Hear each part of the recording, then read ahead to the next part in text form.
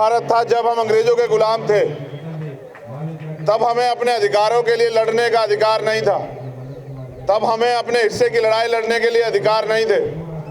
ये आज़ाद भारत है। यहाँ षड्यंत्र से शिक्षा महंगी की गई है। यहाँ शिक्षा महंगी है, मौत आसान है, सस्ती मौत। महंगी शिक्षा, सस्ती मौत। और नौकरी के लिए जो करना पड़ रहा है वो मुझे बताने की जरूरत नहीं है। लेकिन गजब की बात यह है कि अगर नौजवान अपनी मांग इस सरकार से नहीं रखेंगे तो क्या वो अपनी मांग रखने के लिए किसी दूसरी सरकार से मांग रखेंगे? क्या वो अमेरिका वालों से मांग करें अपने अधिकारों की? क्या वो फ्रांस, जर्मनी, ब्रिटेन वालों से बात करें? क्या वो श्रीलंका, नेपाल, चाइना के लोगों से बात करें? ये सरकार आखिर नौजवानों की बात सुनना क्यों नहीं चाहती? उस नौजवान की बात जो नौजवान इस देश की रीढ़ है, जो नौजवान इस देश की रक्षा करता सीमा के पर खड़ा होकर, जो अपने जान का बलिदान देता है, उस नौजवान को सरकार क्यों नहीं सुनना चाहती है? अगर उसका सबसे बड़ा कारण मुझे समझ आता है तो वो ये है कि सरकार नौजवानों को गुलाम समझती है। सरकार हमें जातियों, धर्मों में बांट के राजनीतिक अपनी रोटियां सेकना चाहती है, लेकिन हमारे हक अधिकारों को देना नहीं चाहती। आप इलेक्शन का समय देखोगे, हर आदमी कहेगा 2 करोड़ रोजगार दे देंगे, 15 लाख रोजगार दे देंगे, 10 लाख रोजगार दे देंगे। लेकिन आप नौजवान साथी हो तो सोचो, जब सरकारी डिपार्टमेंट ही नहीं रहेंगे तो रोजगार कहां से मिलेंगे सरकारी? जिस तरह से सरकार निजीकरण कर रही है, जिस तरह से सरकार सरकारी डिपार्टमेंट खत्म कर रही है, आप सरकारी नौकरी के लिए लड़ रहे हो, प्राइवेट के लिए? जरा हाथ उठा के बताना, दोनों हाथ उठा के बताओ कौन सी नौकरी के लिए लड़ रहे हो?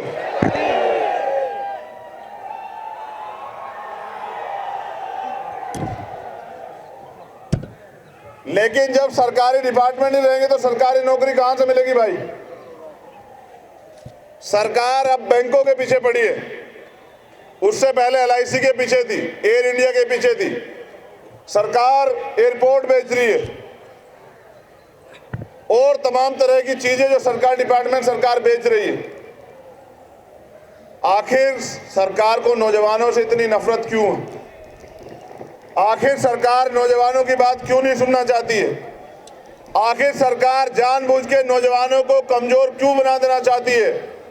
मैं रात भी सुन रहा था और अब भी सुन रहा हूं, यहाँ जो बहनें बैठी है ना, किसका 3 महीने का बच्चा है, किसी का 13 महीने का बच्चा है, किसी के 3 साल का बच्चा है। अगर ये सरकार मजबूर, लाचार बहनों की, बेटियों की, युवाओं की आवाज नहीं सुनना चाहती तो ये सरकार है किसकी? जो युवाओं को नकार दे वो क्या युवाओं की सरकार हो सकती है? जो युवाओं को मरने पे, तड़पने पे, सड़कों पे पड़ने पे, भूखे प्यासे रहने पे मजबूर कर दे, क्या वो युवाओं की सरकार हो सकती है? जिस सरकार के इशारे पे पुलिस के लोग, RAF के लोग, जो और फोर्स के लोग हैं, वो बहनों के कपड़े फाड़े, उनको लाठियां मारे, उनको बेइज्जत करे, उनके हाथ तोड़ दे, वो सरकार बहनों की सरकार हो सकती है क्या?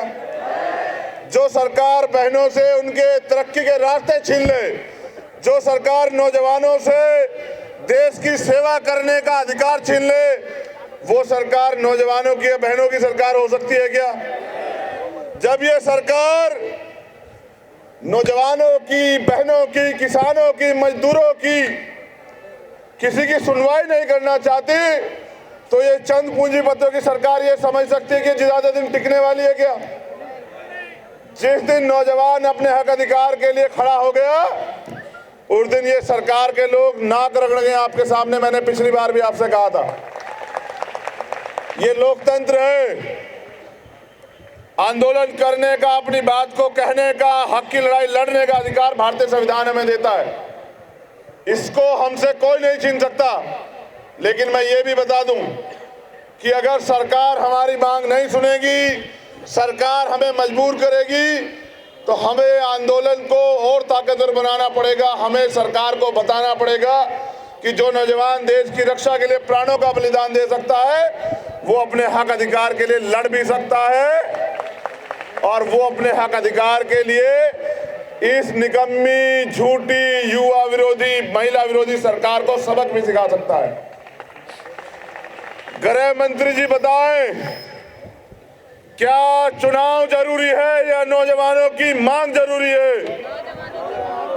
क्या चुनाव जरूरी है? यूपी में कह रहे हैं राशन बांट रहे हैं, यूपी के अलावा तो कई और जगह तुम्हारी सरकारें, वहां क्यों नहीं बांट रहे हो?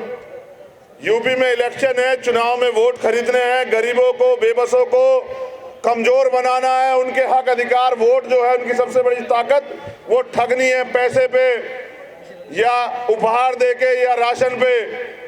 इसलिए आप वहां राशन बांट रहे हो। आपको ये 11 महीने से सड़क पे लड़ते हुए बहनें और भाई नहीं दिखाई दिए आपको? क्या गृह मंत्री जी आपको इन बेबस बहनों की चीखें, आवाजें नहीं जाती है? वो भी कहे, बहनें हमारे सामने कहें कि परिवार के लोग भी टूटने लगे। मैं ये कहना चाहता हूं कि टूटो मत, किसानों से सीख लो। 750 किसान बलिदान हुए, हजारों लोगों ने जेल काटी और 1 साल से ज्यादा समय वो लड़ते रहे। बारिश आई, ठंड आई, धूप आई, तमाम तरह की परेशानी आई, उनको अपराधी कहा गया, उनको नक्सली, खालिस्तानी, पता नहीं क्या क्या कहा गया। उनका दोष ये था कि वो अपने अधिकारों के लिए लड़ रहे थे। आपको भी अगर अधिकार चाहिए तो आपको लड़ना पड़ेगा, और अगर आप लड़ने के लिए तैयार हैं तो विश्वास कीजिए, ये लोकतंत्र है, यहाँ संविधान है, यहाँ लड़ाई तलवारों और बंदूकों से नहीं लड़ी जाती। आज पुलिस आपको लाठी मारे, गोली मारे, आज आप पलट के जवाब नहीं देंगे, लेकिन सरकार को दिखा देंगे कि क्या तो वर्दी चाहिए या फिर अर्थी चाहिए। आज आपको ये भी देखना है कि जो बड़े बड़े भाषण दे रहे हैं प्रधानमंत्री, गृह मंत्री और कई मुख्यमंत्री, आज वो ये भी बताएं कि वो बहनों के सम्मान में क्या कर रहे हैं। क्या वो 11 महीनों से सड़कों पे सख्ती हुई परेशान होती बहनों के दर्द को नहीं सुनना चाहते हैं? यहाँ वर्दी पहने हमारे भाई भी लोग खड़े हैं। क्या अपने हक की मांग करना, अगर आपको जो लोग नौकरी में है, सेवा में, फोर्स में, अगर आपकी 6 महीने की तनख्वाह रोक ली जाए और आपके बच्चे रोटी के लिए भूखे मरने लग जाएं, उनकी पढ़ाई, उनकी फीस ना जमा हो, उनके पास कपड़े ना बचे, तो आप अपने हक अधिकार के लिए क्या करोगे? है जवाब आपके पास? अगर आपको अपनी बहन की शादी करानी हो, सरकार आपको तनख्वाह के पैसे ना दे, आपको अपने बच्चे का इलाज कराना हो, अपनी माँ का इलाज कराना हो, अपने बूढ़े पिता को सर्दी में कपड़े लेके देने, और आपको ये सरकार तनख्वाह ना दे, तो क्या करोगे आप लोग? ये नौजवान कलर की नौकरी के लिए नहीं लड़ रहे हैं, मैं फिर कह रहा हूं, ये अगर लड़ रहे हैं तो वर्दी के लिए लड़ रहे हैं, देश में बलिदान देने के लिए लड़ रहे हैं। और मैं आज इनके बीच में यहाँ इसलिए हूँ क्योंकि मैं एक नौजवान हूँ और मैं नौजवानों का दर्द समझता हूँ। मैं बेरोजगारी का दर्द समझता हूँ।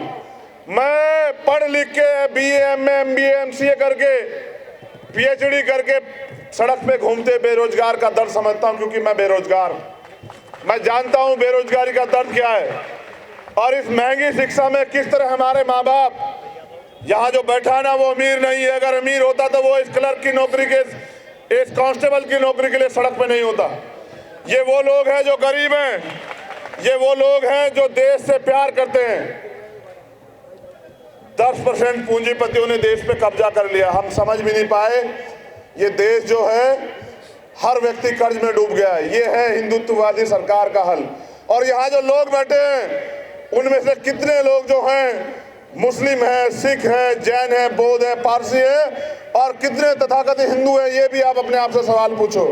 अगर ये सरकार हिंदुओं की शिष्क्रिया भी नहीं सुन रही, उनका दर्द भी नहीं सुन रही, तो क्या ये हिंदुओं की सरकार है? नहीं है। ये सिर्फ और सिर्फ पैसे वालों की सरकार है, और इनको सिर्फ पैसों से मतलब है। इनको अगर देश भी बेचना पड़ जाए तो ये लोग पीछे नहीं हटेंगे। आपको अपने हक की लड़ाई खुद लड़नी पड़ेगी। मैंने तो कल कहा, कल शाम मैंने लिखा कि नौजवान देश की रीढ़ है।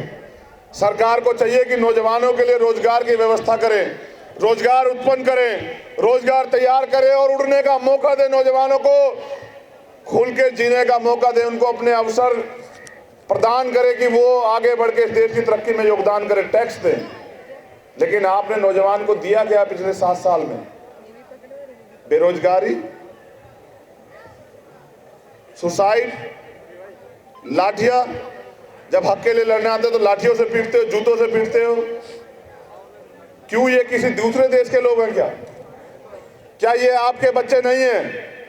और अगर अमीरों को गरीबों से इतनी नफरत है तो लिखो कि बहुत कम समय बचा है गरीबों के पास, आप गरीब हक की लड़ाई के लिए सारी लड़ाई लड़ने को तैयार है। अब अमीरों को अपने दरवाजे मजबूती से बंद कर लेने चाहिए। अब गरीब किसी से रुकेगा नहीं। अब गरीब ज्यादा दिन मांगेगा भी नहीं, क्योंकि जब जुल्म, जाति, अन्य अत्याचार की इंतहा हो जाती है तो फिर क्रांति जन्म लेती है। और आज इस धरती से क्रांति जन्म लेगी, जंतर मंतर की धरती से। और आप जानते हैं, मुझे गवाही नहीं देनी, ये देश बलिदान का देश है। हम शहीद आजम सरदार भगत सिंह के भाई हैं, बच्चे हैं। इनकलाब! इनकलाब!